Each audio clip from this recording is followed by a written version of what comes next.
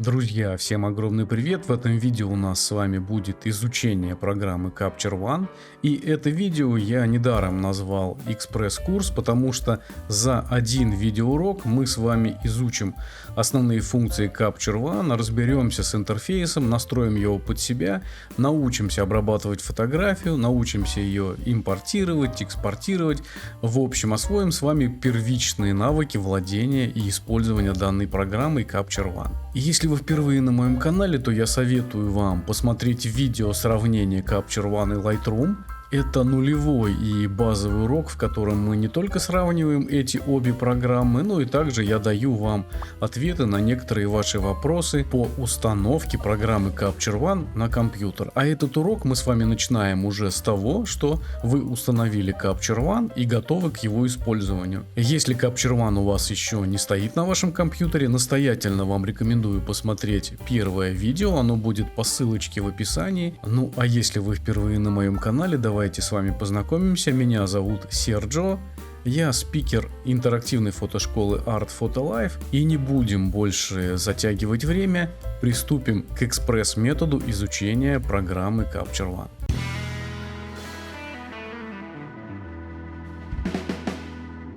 Итак, друзья, мы с вами находимся в интерфейсе программы для обработки изображений Capture One.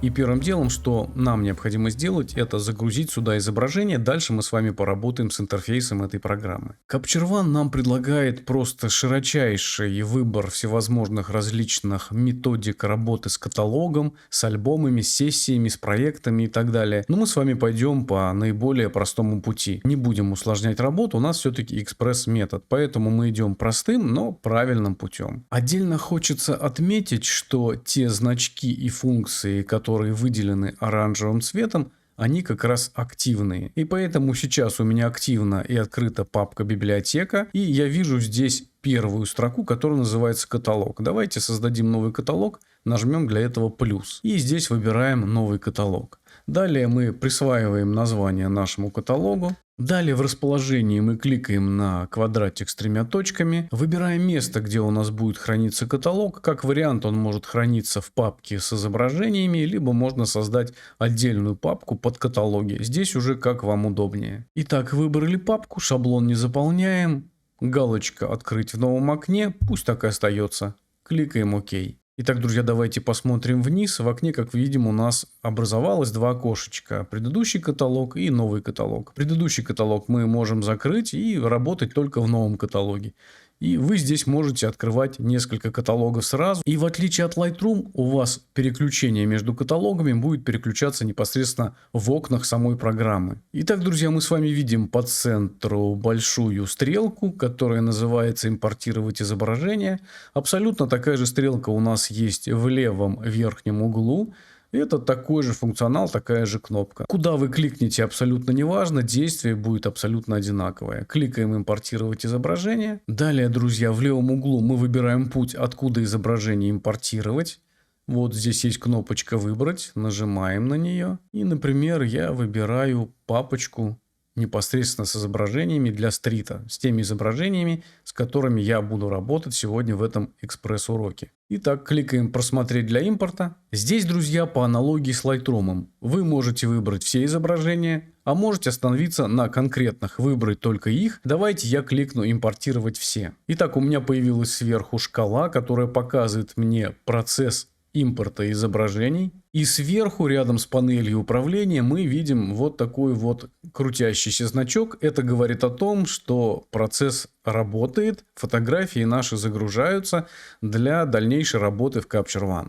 Для того, чтобы выбрать изображение, на него просто необходимо кликнуть. У нас появляется изображение в центральном окне, и мы можем приступать к его обработке. Ну давайте мы дождемся окончания импорта и все-таки сделаем интерфейс этой программы под себя. Итак, друзья, все наши изображения импортировались, и настало время поменять наш интерфейс, сделать его под себя. Вы, конечно, можете оставить по умолчанию, я сделаю и покажу вам, как изменять интерфейс.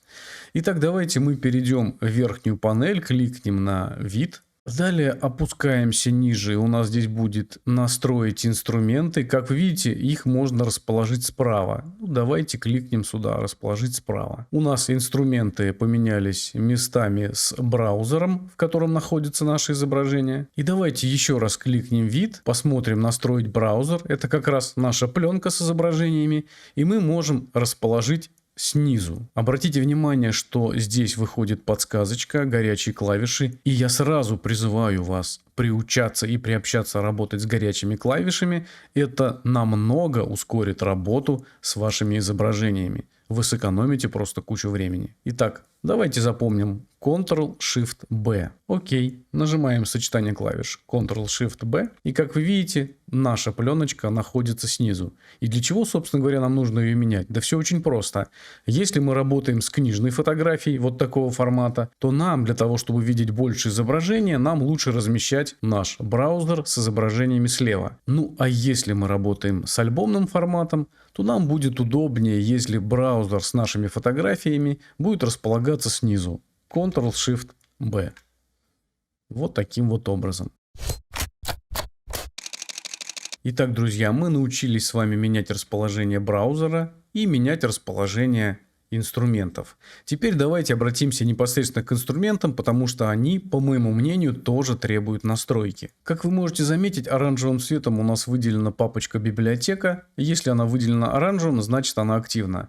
Переключаясь на дополнительные инструменты, у нас меняется цвет на оранжевый. Если цвет оранжевый, значит данная папочка или данный инструмент активный. Ну, давайте пойдем по порядку, и я нажму от папки на самую первую иконку в виде камеры. И вот к этим настроечкам мы обязательно с вами вернемся, но гораздо позже. Эти настройки нам пригодятся, когда мы будем использовать эту программу для оперативной работы с изображениями. То есть, когда вы фотографируете и сразу на экране видите, что вы фотографируете. Вот эта панель, она в этом будет участвовать. Мы же все-таки сегодня с вами занимаемся обработкой фотографий, поэтому будем с вами выбирать именно те инструменты, которые нам необходимы для обработки. Итак, друзья, давайте кликаем на следующий значок. Он у нас выглядит в виде такой линзы с бликом, ну, хоть мелко, но это заметно. И здесь мы с вами можем заметить, что у нас отображается профиль нашего объектива, работа с дисторсией и работа с хроматическими аберрациями. Нам, конечно, этот инструмент необходим, но не в первую очередь. Давайте мы возьмем отсюда эти инструменты и вытащим вот сюда на область нашего изображения. Корректировка объектива.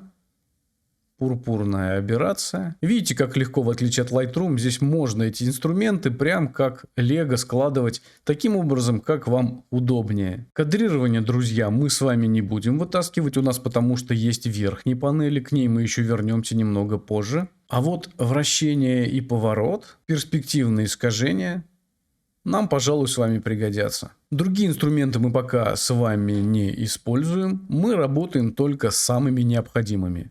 Итак, переключаемся на следующий значок, который выглядит в виде 3 кружочков. И здесь мы с вами видим, привычные уже настройки: гистограмма, базовые характеристики, баланс белого. Инструмент слои позволяет нам обрабатывать фотографию локально, именно на тех участках изображения, которые мы хотим поменять. Мы поговорим об этом отдельно. Давайте пока скроем слои. Да и другие, пожалуй, я скрою для того, чтобы поменять и сделать так, как мне будет удобнее, и вам, надеюсь, тоже. Итак, давайте мы с вами баланс белого зацепим и перетащим сюда вверх, поставим под слоями. Далее, друзья, панельку нормализовать мы перетащим с вами под цветовой баланс. Здесь очень интересный инструмент, он позволяет нам локально работать с цветом теней. Теперь давайте наши 4 панельки, которые пока висят у нас в воздухе, перетащим сюда на панель. Итак, мы выбираем место, и все 4 панели я поставлю вот сюда под нормализовать. Вот таким вот образом. Итак, уже неплохо, но здесь чего-то не хватает. Давайте перейдем дальше в значок, на который мы видим гистограмму.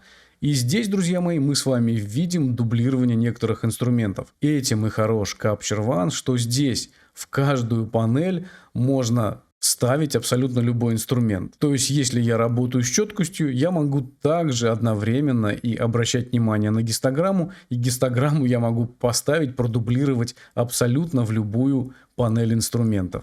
Итак, в панели инструментов мы с вами забираем и подвесим пока воздух следующие инструменты. Экспозиция, высокий динамический диапазон, четкость, устранение дымки, уровни, кривая, я поставлю сверху ее вот сюда, виньетирование я поставлю ниже. Теперь возвращаемся в панель инструментов, обозначенные 3 кругляшками, и будем расставлять наши новые инструменты. Итак, я цепляю все инструменты и поставлю их вот здесь под балансом белого. Теперь, друзья, давайте посмотрим, вот откроем здесь базовые характеристики. Вот эта панель, которая нам при обработке будет не нужна, мы можем ее отсюда просто-навсего скрыть. Обратите внимание, что в каждой панели есть вот такие 3 точки. Нажимаем сюда, и у нас здесь есть применить, переместить, удалить. Выбираем удалить инструмент. Если же мы с вами хотим в эту панель инструментов добавить какой-то инструмент, просто-навсего кликаем правой кнопкой мыши вот здесь на поле, и, как видите, добавить инструмент, и можно добавить абсолютно любой инструмент, с которым вы собираетесь работать. Так, друзья, но это еще не все. Давайте перейдем вот сюда, значок, который обозначается у нас лупой. Отсюда, друзья, мы с вами заберем усиление резкости, подавление шума, пленочное зерно, удаление пятен. Переходим назад в панельку с 3 кругляшками и разместим данные инструменты в самом низу. Далее, друзья, у нас есть такой набор из инструментов, и теперь мы можем здесь передвинуть инструменты и поставить их таким образом, которым нам будет удобнее и интереснее работать в данный момент времени. Ну, например, я не собираюсь работать с черно-белым изображением, я могу убрать его вниз, понимая, что я, наверное, к этому буду время от времени возвращаться. И после того, как мы сделали с вами необходимую расстановку, давайте туда заберем еще один очень важный инструмент. Сейчас я покажу какой. Выбираем предпоследний значок. И здесь мы с вами видим пользовательские встроенные стили. И это, друзья, наши пресеты. И давайте мы с вами скроем стили предустановки. И этот инструмент мы с вами поставим. Давайте вот сюда повыше. Мы, наверное, будем часто с этим работать. Итак, друзья, после того, как мы с вами настроили инструменты и подготовились к обработке изображения, давайте мы это рабочее пространство сохраним. И да, здесь можно его сохранять. И вы можете сделать столько рабочих пространств, сколько вам необходимо. Например, вы можете сделать рабочее пространство чисто для работы с черно-белым изображением. Или, например, при работе с портретами, пейзажами вы можете сделать набор инструментов и расставить их в такой иерархии, которой вы будете пользоваться непосредственно при обработке конкретного жанра. Итак, друзья, для того, чтобы сохранить рабочее пространство, вот именно в таком виде, мы кликаем на окно «Рабочее пространство». Далее выбираем «Сохранить рабочее пространство». Давайте я назову его Basic, базовое. Нажимаем «Сохранить». И давайте посмотрим. Кликнем «Окно», «Рабочее пространство». И у нас появилось вот здесь название Basic. Давайте я кликну по умолчанию. Как вы видите, у меня все вернулось в первоначальный вариант, с чего мы начинали. И теперь я кликаю на окно, рабочее пространство, выбираю свой Basic. Перехожу в панель инструментов для обработки, и вот они все мои инструменты, которые я выбрал. Итак, теперь вы умеете конструировать рабочее пространство Capture One под свои интересы, под свои требования. И мы переходим к следующему этапу, к самому основному, к обработке изображения. Итак, друзья, мы переходим к обработке изображения и давайте вспомним про горячие клавиши. Итак, у меня книжный формат.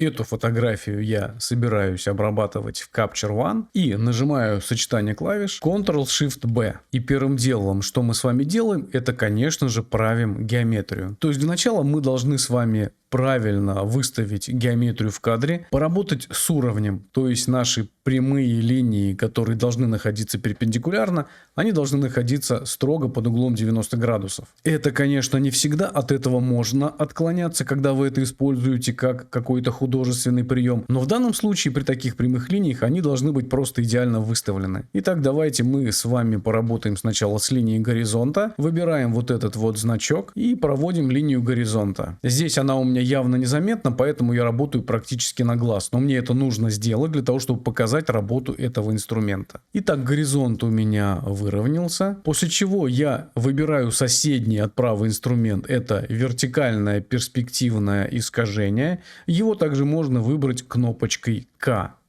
Не забываем, что нам нужно приобщаться и приучаться к работе с горячими клавишами. И здесь, если вы обратите внимание, на какой бы значок вы ни навели, у вас всегда выходит подсказка, что вы можете с этим инструментом делать, и появляется горячая кнопка. Итак, запоминаем кнопочка К. Нажимаю кнопку К. У меня появляются вот такие вот штанги, и я благодаря им могу теперь поправить линии вертикальных предметов. Итак, левую направляющую я выставляю по линии фонаря, а правую вот по этому зданию. Вот таким вот образом. У меня активируется посередине кнопочка «Применить», и я ее нажимаю. Мое изображение выровнялось, и если меня не совсем устраивает то, что у меня получилось, то вправо мы идем, находим здесь вращение, переворот, и можем здесь аккуратненько ползунком подогнать то значение, которое наиболее правильно покажет ровную геометрию в кадре. Если ползунком у вас плоховато получается работать, то мы активируем рядом цифровую панельку и можем непосредственно кнопочками, стрелками на клавиатуре выровнять изображение и уже за счет стрелок выставить изображение таким образом, чтобы оно стало более ровное.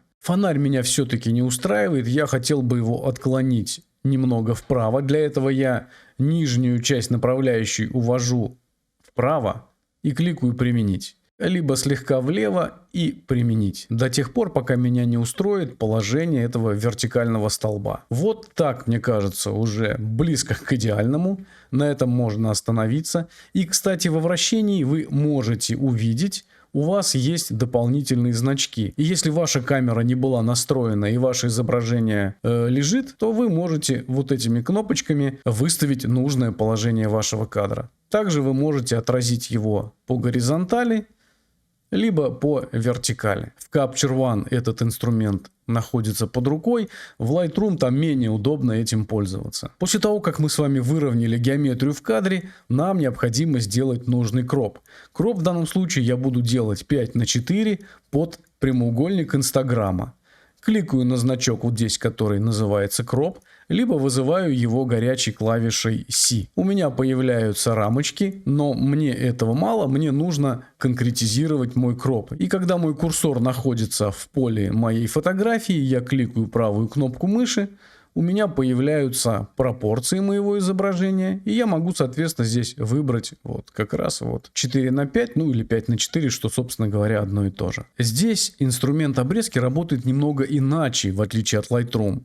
И, как мы видим, ничего не произошло, пока я до него не дотронусь. Но как только я до него дотронулся, у меня сразу, соответственно, рамка перешла в формат 4:5, и теперь я могу выбрать необходимый диапазон обрезки. И когда вы двигаете рамку, у вас появляется сетка в виде золотого сечения, которая поможет вам правильно кадрировать изображение. Вот я основные объекты размещаю в точках золотого сечения. Как вы можете обратить внимание, у меня вот непосредственно человек, персонаж на моем изображении, на моей фотографии, находится на левой линии сетки. Для того, чтобы кроп сработал, здесь опять-таки все-таки немного иначе, нам необходимо нажать Enter.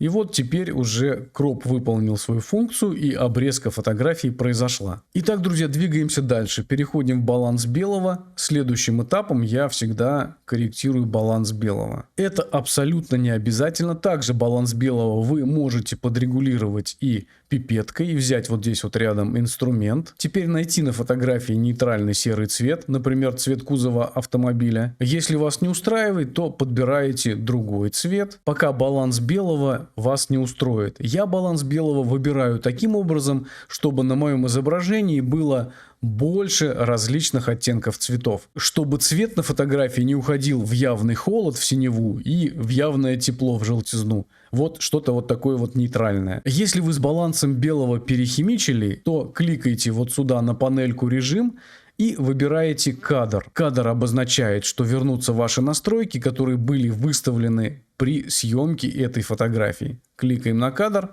и у нас баланс белого вернулся в первоначальное значение. Также вы можете выбрать дополнительные здесь предустановки: дневной свет, в тени и так далее. После того, как мы поработали с пипеткой, желательно еще раз кликнуть, чтобы она перестала быть оранжевой. Пипетку можно вызвать кнопочкой W. Запоминайте или записывайте горячие кнопки, потому что сейчас мы с вами разбираем все досконально, но когда вы будете работать с массой своих фотографий, вы увидите, как горячие клавиши облегчают вам работу. Далее, друзья, я бы вам советовал открыть кривую, экспозицию и сразу высокий динамический диапазон. Это у нас базовые настройки светотеневого рисунка и контраста. И сейчас мы быстренько с вами эти настроечки выставим.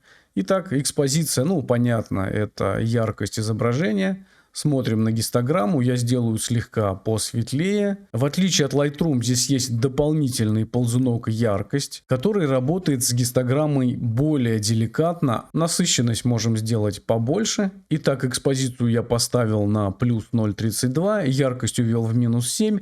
Насыщенность делаю слегка побольше, на 8. Теперь давайте поработаем с высоким динамическим диапазоном. Посмотрим, что нам дает эта кнопочка. Как вы видите, у нас уходят светящиеся области. И давайте мы с вами сделаем регулировку где-то вот примерно на минус 80. И как вы видите, вот небо стало более проработанное. Теперь поработаем с тенями. Здесь более агрессивный инструмент, чем в Lightroom, вы это сразу почувствуете. Тени я поставлю на плюс 15. Белый и черный, это у нас точка белого и точка черного. Они позволяют либо раздвигать гистограмму, либо ее сужать. Таким образом, увеличивая контраст и диапазон светлых и темных участков. И теперь, если вы обратите внимание наверх, у нас есть такой треугольник в виде предупреждающего знака. Если мы его кликнем, то у нас будут выделяться те области, которые у нас имеют пересвеченные либо заваленные в темноту участки. И это нам поможет в регулировке как раз точки белого и точки черного. И теперь мы можем убрать излишние светящиеся области. Белые я поставлю на минус 21. В черных у нас предупреждение уже не срабатывает, поэтому работаем чисто визуально. Я поставлю на минус 8. Далее, друзья, мы с вами поработаем с кривой. В отличие от Lightroom, здесь кривая содержит не только RGB, но еще и лома. Ну и классический красный, зеленый, синий канал. Если вы видели мое первое видео, я там более подробно показал, как работают цветные каналы. В этом видео мы с вами не будем заниматься творчеством и делать творческую тонировку за счет кривых. Этот инструмент требует отдельного, более тщательного рассмотрения, и мы с ним поработаем в отдельном видеоуроке. А сейчас мы давайте с вами поработаем в RGB. И теперь, друзья, запоминайте, у нас есть волшебная кнопочка Alt, которая позволяет нам более плавно перемещать наши ползунки. Итак, я зажимаю кнопочку Alt, я беру точку черного и поднимаю слегка вверх. Смотрю, на самом деле, конечно же, не на точку, я смотрю на изображение. И я хочу сделать его немножко более легким в тенях. Остановлюсь я на значении 8. Далее я также зажимаю и удерживаю кнопочку Alt. Среднюю точку потяну немного вниз. И самую середину гистограммы верну практически на родное место. Дотянусь до середины. И точку белого опущу слегка вниз. И точку между точкой белой и средней точкой я слегка подниму. Фактически я сделал S-образную кривую, которая добавила мне контраста в мое изображение. Теперь, друзья, мы давайте закроем панели, с которыми не будем работать, и двинемся с вами дальше. Итак, переходим в четкость. Метод я оставлю естественный. Ознакомьтесь с этими настроечками сами, здесь ничего сложного нет. Вы легко поймете, как работает этот инструмент. Работает он как микроконтраст. Четкость я подниму на 17. И теперь поработаем со структурой. Структура делает у нас более проработанное изображение. Этот инструмент работает более деликатно, чем в Lightroom. И вот теперь, друзья, обратите внимание, при работе с ползунками вы также можете сбросить в нулевое дефолтное состояние, просто кликнув 2 раза на ползунок. Когда мы работаем со структурой и резкостью, нам необходимо увеличивать изображение. Иначе просто при таком масштабе вы не увидите, что вы делаете, какие изменения вы производите. В Capture One для того, чтобы увеличить изображение, самый простой способ — это необходимо выбрать в верхней панели инструментов лапку, либо вызвать ее горячей клавишей H. Появляется лапка, кликаем 2 раза. Этой же лапкой мы можем изображение перетащить в любую сторону. Я выбираю такое место, чтобы у меня были видны светлые участки и темные участки, после чего можно поработать уже со структурой. Инструмент структура в Capture One работает более деликатно, чем в Lightroom. Если вы обрабатываете городскую фотографию, вы по проводам и по краям, например, зданий можете увидеть, как ваша структура дает вам такой светящийся ореол. Так вот, этого мы допустить не должны, поэтому мы должны найти такую грань, при котором эти ореолы не светятся, но при этом повысится структура. Я думаю, что в моем случае это значение где-то порядка, наверное, 37-38. Вот, отлично. Теперь, пока наше изображение увеличенное, давайте сразу перейдем в резкость. Внизу у нас есть значок усиления резкости. Инструмент усиления резкости работает на другой поверхности, в отличие от структуры. Он затрагивает более мелкие детали. Но мы также обращаем внимание, чтобы у нас не появились излишние ореолы. Пожалуй, на значении 296 я бы остановился. Другие ползунки мы с вами трогать сегодня не будем. Возможно, рассмотрим в следующем уроке. Все, друзья, с резкостью мы поработали. Теперь давайте кликаем 2 раза мышкой. И наше изображение возвращается в формат на весь экран. Если ты хочешь стать обладателем пресетов уровня Pro и вместе с этим поддержать развитие канала Art Photo Life, ты можешь приобрести эксклюзивные наборы авторских пресетов со скидкой аж 65%. С примерами обработки пресетами можно ознакомиться в моем Instagram. Нужны подробности? Напиши мне в чат Instagram, и я отвечу на все твои вопросы. Все ссылки в описании. Выведи ретушь своих снимков на новый продвинутый уровень. Итак, друзья, двигаемся дальше. Теперь давайте поработаем с цветом. Итак, переходим в цветовой редактор. В цветовом редакторе мы с вами наблюдаем 3 закладки: базовый, расширенный и тон кожи. Очень интересная данная панель. Давайте мы сегодня пройдемся по лайту. И поэтому у нас городская фотография. Она не требует такой глубокой проработки цвета, как, например, скажем, портрет. Потому что там нужно серьезнее работать с тоном кожи. Поэтому мы с вами пройдемся по самым базовым настройкам. Здесь вы видите классические инструменты работы с цветом. Такие же вы видите в Lightroom, в Camera Raw, в Photoshop. И, друзья, давайте поработаем с каждым цветом отдельно. Итак, мы выбираем цвет. Дальше мы регулируем тон, регулируем насыщенность и яркость этого цвета. Если вы сомневаетесь, с каким цветом вы работаете в данный момент, вы можете выбрать вот здесь вот пипетку, кликнуть на цвет. В данном случае это автобус. И после чего поработать с тоном, с насыщенностью и с яркостью этого цвета. Если вы перестали работать с образцом цвета, не забывайте отключить пипетку. Далее я продолжу непосредственно с цветом, который есть. Его и так видно здесь. Вот оранжевый цвет на зданиях. Давайте мы уведем его немного в красноту. Он станет более такой персиковый, приятный. Можем сделать слегка понасыщеннее и подрегулировать яркость. Сделать посветлее или потемнее. Вот таким вот образом. То же самое с другими цветами. Желтый у нас тоже на здании, на такси. Мы можем в желтый добавить слегка оранжевых оттенков, он тоже станет поприятнее. Добавить или убрать насыщенность и выставить яркость. Зеленого цвета у меня здесь нет, я пропускаю, перехожу в аквамарин. Также еще один маленький лайфхак для того, чтобы понять, где находится цвет. Можно насыщенность конкретного цвета, в данном случае аквамарин, увести полностью вправо. Максимальное значение 80, в отличие от Lightroom, где максимальное значение 100. После того, как вы подняли насыщенность, ваш цвет более явно заметен. И можно непосредственно с ним уже поработать другими ползунками, после чего насыщенность, конечно, не нужно оставлять на 80, а нужно выставить то значение, которое вас наибольшим образом устроит. Вот, пожалуй, где-то вот так. Итак, после корректировки цвета мы с вами переходим в цветовой баланс. Здесь у нас тонирование, и мы можем с вами затонировать тени, средние участки и светлые участки. Работает здесь инструмент достаточно интересно. Для того, чтобы поработать с тенью, нам необходимо вот здесь на участке тень захватить средний ползунок. Давайте мы сделаем его на максимум, подтащив к краю круга. Теперь подберем то тонирование, которое хотим мы сделать. Я люблю аквамариновые тени, поэтому я выставлю вот такое вот значение. После чего я могу прибрать насыщенность в тенях и сделать поменьше. И как вы видите, что у меня теперь тон моих теней стоит на месте. У меня движется ползунок на дуге и также двигается кругляшок от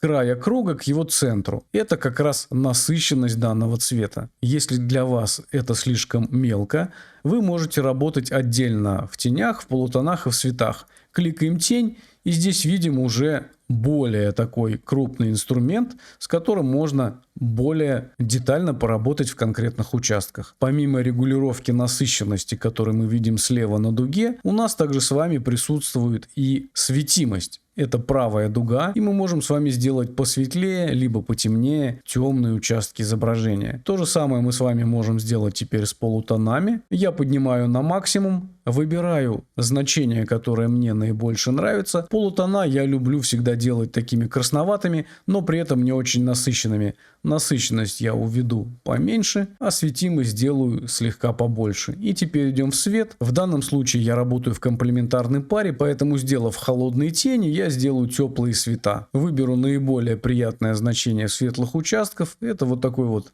легкий оранжевый цвет. И также теперь убавлю немножко его насыщенность. Здесь инструмент, в отличие от Lightroom, работает в более таком сидящем режиме, и тонировку мы не видим такую явную, как в Lightroom. Поэтому происходит такая легкая тонировочка, которая слегка затрагивает теневые, средние и светлые области нашего изображения, при этом особо не искажая в цветах нашу картинку. Ну что, друзья, с цветом и с тонировкой мы с вами закончили. Давайте закроем цветовой редактор и цветовой баланс. Следующим шагом я хочу добавить небольшую виньетку. Открываем виньетирование. Виньетирование здесь, конечно, не такое же, как бы мне хотелось. В Lightroom более интересный инструмент, но тем не менее пользуемся тем, что есть. Итак, метод выбираем круглый при кадрировании и слегка уводим влево количество, где-то примерно на минус 0,9. Пожалуй, на этом все. Еще одна интересная кнопка, которую вам необходимо изучить, это кнопочка Y или Y. И вы, нажимая на эту кнопочку, можете видеть всегда, какое изображение у вас было до и какое стало после. И в левом верхнем углу у вас также загорается, подсказывая вам до, после, до, после. Как вы видите, наша фотография стала намного интереснее, но Capture One предлагает нам делать более глубокую, более серьезную работу и с цветами, и с кистями, и локальную обработку. Но в этом уроке мы с вами прошлись по основным инструментам, и для того, чтобы двигаться дальше, вам необходимо изучить существующие инструменты, и после этого мы уже перейдем к более серьезной, продвинутой обработке. Ну все, друзья, снимок готов, теперь давайте мы его экспортируем, сохраним. Итак, в верхнем левом углу, рядом с кнопочкой «Импорт», у нас есть кнопочка «Экспорт». Кликаем на «Экспорт». И, друзья, что самое интересное, здесь уже есть предустановленные шаблоны, например, оптимизировано для Instagram. Выберу я оптимизировано для Instagram. Давайте, друзья, посмотрим, что нам предлагает этот инструмент по умолчанию. Итак, он сохраняет имя, формат JPEG, собственно говоря, что нам и нужно. 8 бит, этого достаточно. Качество 100. Если у вас меньше, поставьте, соответственно, соточку. Профиль смотрим sRGB, да, нас это вполне устраивает. Масштаб, ширина, размер ширины 1800. Собственно говоря, меня эти параметры все устраивают. Далее, помимо сохранения, я могу открыть в другой программе и продолжить работу с этим изображением. Пока мне этого не нужно. И теперь мне необходимо выбрать путь, куда я сохраню свое изображение. Итак, в строке «Папка» я выбираю место для сохранения, создаю папку, которую так и назову «Инстаграм», выбор папки. Но если вы внесли какие-то свои изменения в параметры сохранения, вы всегда можете эти параметры записать в свой пресетик. Для этого кликните вот сюда на плюсик, у вас появляется новый рецепт сохранения, присваиваете ему какое-то название, кликнули на Enter, и он у вас находится в списке с другими пресетами. Если вам этот пресет не нужен, вы всегда можете удалить его, активизировав конкретный пресет и нажав минус. Мы работаем с вами в предустановке, которую нам предоставил Capture One. Меня это вполне устраивает. Итак, мы с вами выбрали папку вывода, куда будет сохраняться наш файл. Оставили, либо внесли изменения в параметры сохранения. Мы можем проверить сводную информацию, кликнув вот сюда на галочку. Итак, друзья, пресет применили. Формат и размер скорректировали при необходимости. Если часто будете пользоваться этими параметрами, записали в рецепт или в пресетик сохранения. Называйте как хотите. После чего переходим в правый нижний угол и кликаем на «Экспортировать». Наше изображение экспортировано. Давайте посмотрим, проверим, все ли у нас на месте. Да, вот она, наша фотография. Теперь ее можно смело размещать в Instagram и переходить к обработке другого снимка.